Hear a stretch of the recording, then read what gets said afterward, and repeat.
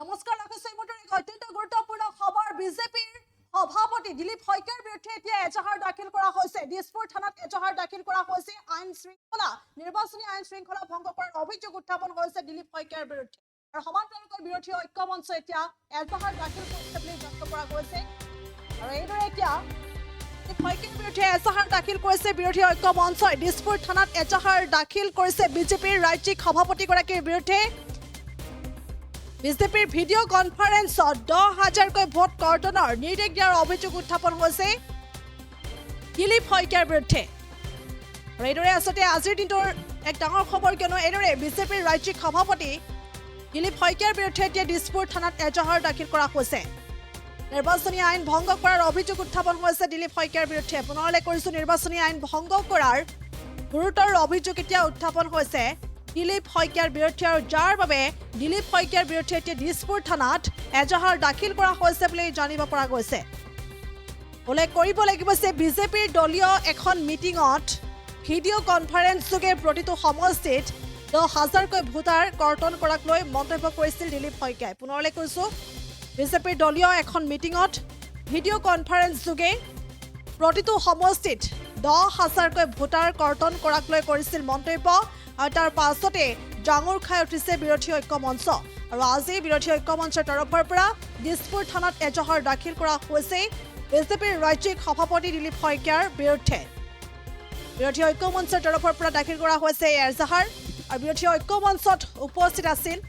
Ripun Bora Rakibul Hussain Russell Ahmed Lurinjyoti Gogoi Mira Borthakur প্ৰমুখ্যে কেইবাগৰাকীও নেতা পুনৰলৈ কৈছোঁ বিৰোধী ঐক্য মঞ্চৰ হৈ উপস্থিত আছিল ৰিপুন বৰা ৰকিবুল হুছেইন ৰাছেল আহমেদ লুৰিণজ্যোতি গগৈ আৰু মীৰা বৰঠাকুৰ প্ৰমুখ্যে কেইবাগৰাকীও নেতা উপস্থিত আছিল আৰু এইদৰে কেইবাগৰাকীও নেতাৰ উপস্থিতিতে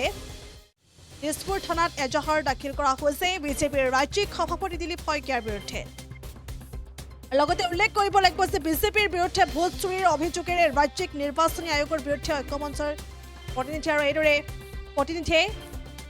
অভিযোগ পত্ৰ দিছে আৰু এইদৰে বিৰোধী ঐক্যৰ হৈ নিৰ্বাচনী আয়োগত এইদৰে উপস্থিত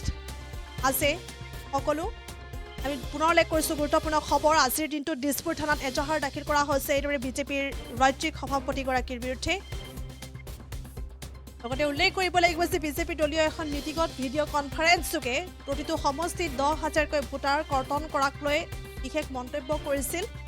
বিজেপিৰ ৰাজ্যিক সভাপতিগৰাকীয়ে আৰু এই বিশেষ মন্তব্য কৰাৰ পাছতে এতিয়া বিৰোধী ঐক্য মঞ্চ জাঙুৰ খাই উঠিছে আৰু যাৰ বাবে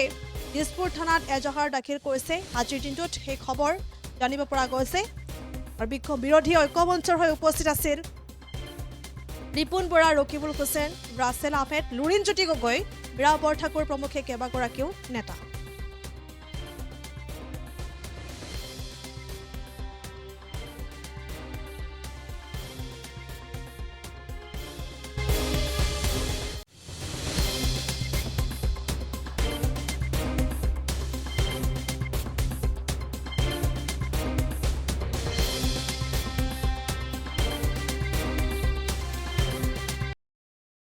ইতিমধ্যে গোটেই বিষয়বোৰ কৈছে আৰু এতিয়া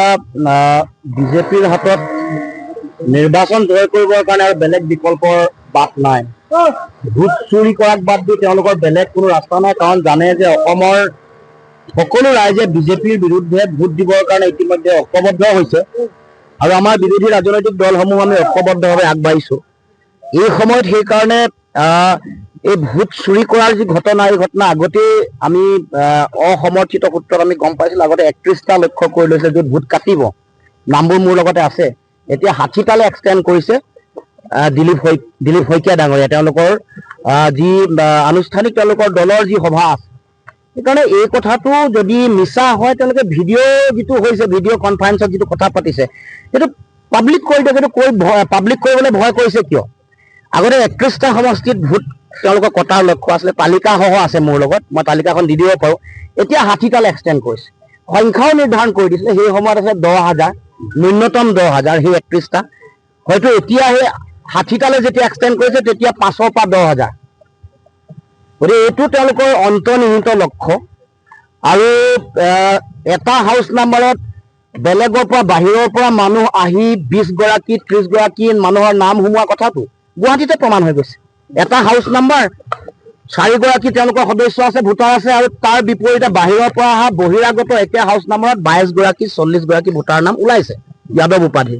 এইটোতো প্ৰমাণেই হৈ গ'ল। গতিকে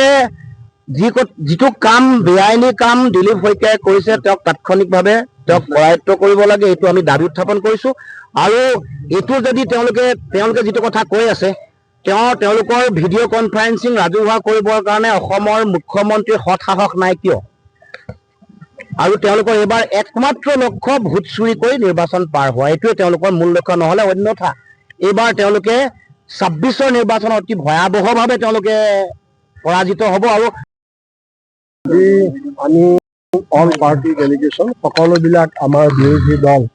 আমি ঐক্যবদ্ধভাৱে আহি আজি আমি দিছপুৰ থানাত আমি বিজেপি দলৰ ৰাজ্যিক সভাপতি দিলীপ শইকীয়া সাংসদ, তেওঁৰ বিৰুদ্ধে তেওঁৰ ওপৰত ইলেকশ্যন কমিশ্যনৰ আইন অমান্য কৰাৰ বাবে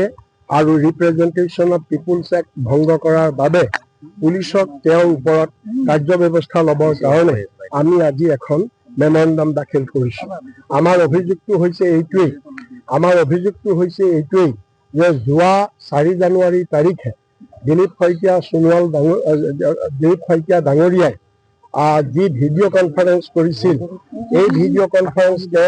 কনফাৰেন্সৰ যোগেদি তেওঁ দলৰ MLA সকলক আৰু তেওঁৰ জিলাৰ সভাপতিসকলক তেওঁ এটা নিৰ্দেশ দিছিল যে 60টা বিধানসভা সমষ্টিত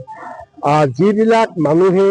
বেচিকেলি কংগ্ৰেছ ছাপোৰ্টাৰ আৰু বিজেপিক ভোট নিদিয়ে, তেনেকুৱা মানুহ ভোটাৰবিলাকৰ তালিকা বনাই 12 জানুৱাৰীৰ ভিতৰত দাখিল কৰিবৰ কাৰণে নিৰ্দেশ দিছিল, যাতে 12 জানুৱাৰীৰ ভিতৰত সেই তালিকা পোৱাৰ পিছত যাতে ইলেকশ্যন কমিশ্যনৰ যোগেদি সেই প্ৰত্যেক সমষ্টিৰ পৰা এভাৰেজ 5ৰ পৰা 10,000কে তেনেকুৱা বিজেপি বিৰোধী ভোটাৰৰ নাম যাতে কৰ্তন কৰিব পাৰে। গতিকে এই কথাখিনি তেওঁ ভিডিঅ' কনফাৰেন্স যোগেদি কৈছে আৰু ৱাইডলি গোটেই অসমৰ মিডিয়াত এই কথাবিলাক ওলাইছে। আৰু এগৰাকী অসম বিধানসভাৰ সদস্য MLA নিউজ কানে গোটেই কথাখিনি শুনিছে আৰু তেওঁ সংবাদ মাধ্যমতে গোটেই কথাখিনি কৈছে। গতিকে তাৰ পৰিপ্ৰেক্ষিতত ইলেকশ্যন কমিশ্যনে কোনো ধৰণৰ ব্যৱস্থা এতিয়ালৈকে লোৱা নাই, ল'ব লাগিব।